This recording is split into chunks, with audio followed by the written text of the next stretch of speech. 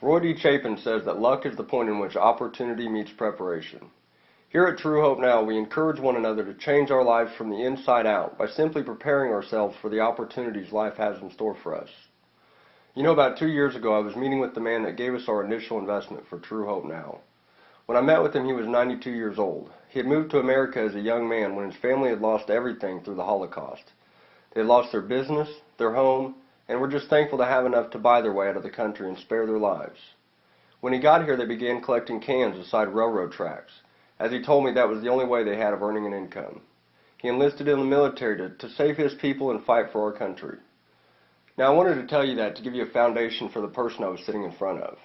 Today, he owns a large oil company in Tulsa, Oklahoma. We met on a Thursday morning in his corner office on the 37th floor of the First National Tower. You can find him there Monday through Friday, 8 a.m. to 5 p.m. sharp. When I'm able to meet someone older than me, especially in situations like this, I always ask if there was a piece of advice that you could give me in a couple of sentences. What would that be? When asked, he simply looked down for a minute and thought.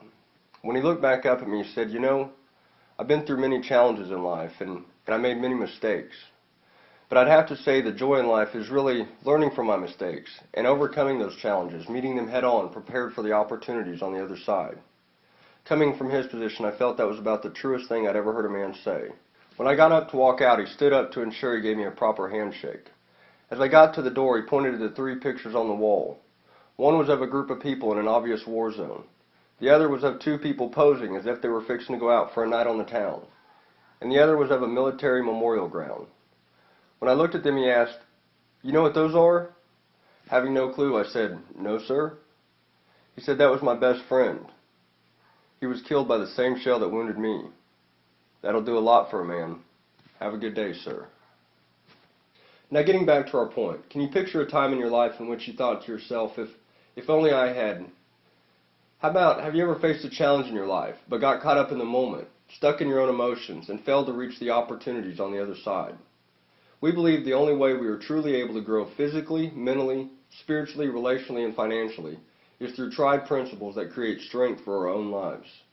We are the only ones who can meet life and its challenges head on, prepared for the opportunities on the other side. We believe if we implement 737 in our daily lives, it'll give us the luck we need to pursue our passion, purpose, and possibilities in life. The 737 key is our code to live by. It's our moral compass. The first 7 represents the spiritual principles in which we apply to our daily lives. If we are struggling at any moment, we can reflect on these principles, identify our emotions, and accurately evaluate the situation and our response to it. The 3 represents the traditions, whereby we guide our actions as a fellowship and our individual lives. Most importantly, the second 7 are the gifts we receive on our path by applying the 7 spiritual principles through the 3 traditions of life. To view and understand, watch the 3 links above. You can then move into the passion section.